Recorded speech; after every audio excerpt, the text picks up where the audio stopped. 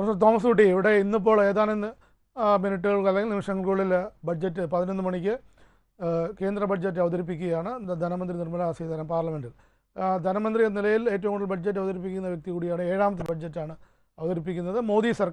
മൂന്നാം മോദി സർക്കാരിൻ്റെ ആദ്യ ബഡ്ജറ്റ്. കഴിഞ്ഞ 2 മോദി സർക്കാരിൻ്റെ ബഡ്ജറ്റുകൾ പരിശോധിക്കുമ്പോൾ എത്രത്തോളം ഏതൊക്കെ കാര്യങ്ങളിലായിരിക്കും ഇപ്പോൾ ഊന്നൽ നൽകുക?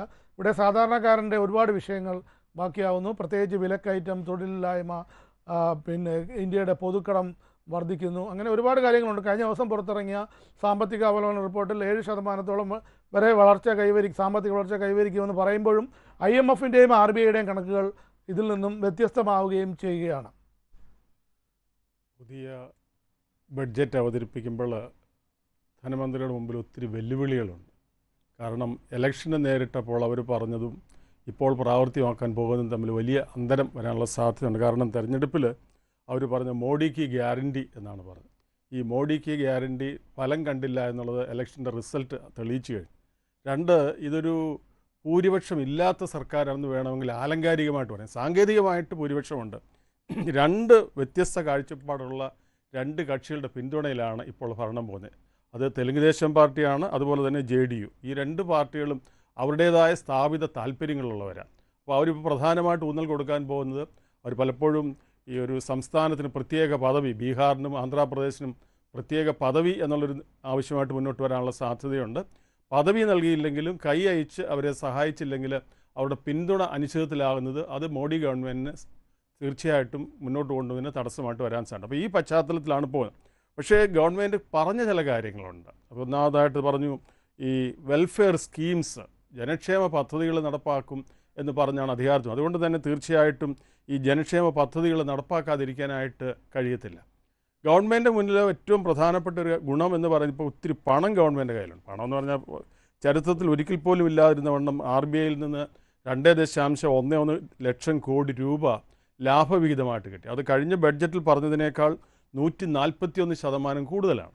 ഈ പണം ഉപയോഗിച്ചുകൊണ്ട് ഗവൺമെൻറ് ക്ഷേമ പ്രവർത്തനങ്ങൾക്ക് ഊന്നൽ കൊടുക്കുമെന്നുള്ളതാണ് ഒന്നാമത്തെ എൻ്റെ ഒരു നിരീക്ഷണം. 2, ഇന്ത്യയുടെ സമ്പദ്ഘടനയെ നോക്കുമ്പോൾ നമ്മൾ കണ്ടെത്തുന്ന ഒരു പ്രധാന പ്രശ്നം, നമ്മുടെ കാർഷിക മേഖല വലിയ കുഴപ്പമില്ലാതെ പോകുന്നുണ്ട്, സേവന മേഖലയും വലിയ കുഴപ്പമില്ലാതെ പോകുന്നുണ്ട്. സേവന മേഖലയിൽ നിന്ന് ഏതാണ്ട് 50%-ഓളം GDPയുടെ കോൺട്രിബ്യൂട്ട് ചെയ്യുന്ന മേഖലയായിട്ട് വന്നിട്ടുണ്ട്. പക്ഷേ വ്യാവസായിക മേഖല, ഉൽപ്പാദന മേഖലയിൽ ഇന്ത്യ ഇന്ന് പിന്നോക്കമാണെന്നുള്ള യാഥാർത്ഥ്യം നമ്മൾ അംഗീകരിച്ചു വെക്കും. അപ്പോൾ ഗവൺമെൻറ്റിന് ഈ മേഖലയെ അവഗണിച്ചുകൊണ്ട് മുന്നോട്ട് പോകാനൊക്കെ. പക്ഷേ കഴിഞ്ഞ കാലങ്ങളിൽ നടന്ന കർഷക സമരത്തിൻ്റെ പശ്ചാത്തലത്തിൽ ഇനിയും കടന്നു വരുന്ന പുതിയ തെരഞ്ഞെടുപ്പ്, അനേകം സംസ്ഥാനങ്ങളിലെ തെരഞ്ഞെടുപ്പ് കടന്നു വരികയാണ്.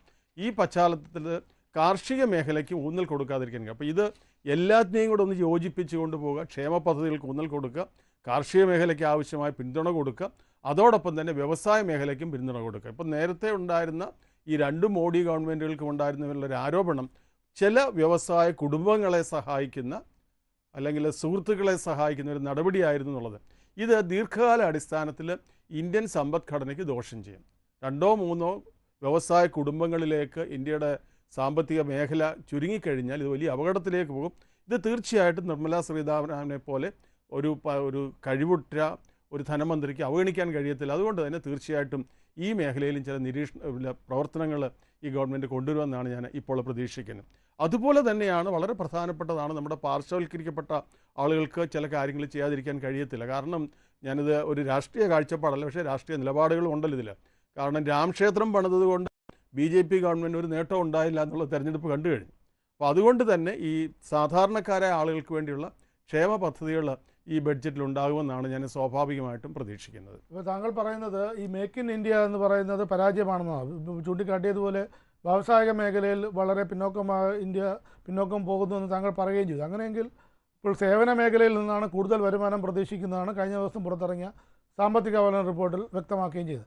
അപ്പോൾ അങ്ങനെ വരുമ്പോൾ ഈ മേക്ക് ഇൻ ഇന്ത്യ എന്ന ഏറെ കൊട്ടിയാഘോഷിച്ച പദ്ധതി താഴെത്തട്ടിൽ അല്ലെങ്കിൽ അത് കാര്യമായ ഇത് ഇന്ത്യയുടെ വ്യവസായ വളർച്ചയ്ക്ക് പ്രയോജനം ചെയ്തില്ല എന്നാണോ?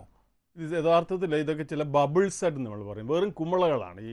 ഈ ജനശ്രദ്ധയെ ആകർഷിക്കാൻ വേണ്ടി നല്ല ക്യാച്ച് വേർഡ്സ് ഒക്കെ ഉപയോഗിച്ചുകൊണ്ട് ഇതൊക്കെ ചെയ്യുമെന്ന് പറയും. പക്ഷേ ഇതിൻ്റെ ഒരു അവലോകനം നടത്തുമ്പോൾ എത്ര പുതിയ സ്റ്റാർട്ടപ്പ് വന്നു, എത്ര നിക്ഷേപം വന്നു, ഇത് നോക്കുക. 2, വിദേശ നിക്ഷേപം സ്വീകരിക്കുന്നതിന് നമ്മുടെ ഇന്ത്യൻ സമ്പദ്ഘടന എത്രമാത്രം സേവന മേഖലയെ മാറ്റി നിർത്തിക്കൊണ്ടാണ് ഞാനീ പറഞ്ഞത്. നിർമ്മാണ മേഖലയിൽ പ്രത്യേകിച്ച് ഉൽപ്പാദന പ്രക്രിയ നടക്കുന്ന ഇൻഡസ്ട്രിയൽ സെക്ടറിലേക്ക് എത്രമാത്രം നമുക്ക് നിക്ഷേപം കൊണ്ടുവരാൻ കഴിഞ്ഞു. ഇന്ത്യക്ക് ഒത്തിരി ഒരു സാധ്യതയുണ്ട്. ഇന്ന് ചൈനയിൽ നിന്ന് സാധനങ്ങൾ വരുന്നതിന് പകരം ചൈനയിൽ നിന്ന് നിക്ഷേപം സ്വീകരിക്കാനുള്ള ഒരു അനുകൂലമായ കാലാവസ്ഥയിൽ, കാരണം വിദേശ നിക്ഷേപകർക്ക് ഇന്ത്യയിലെ നിക്ഷേപ അന്തരീക്ഷത്തെക്കുറിച്ച് ചില മുൻവിധികളുണ്ട്.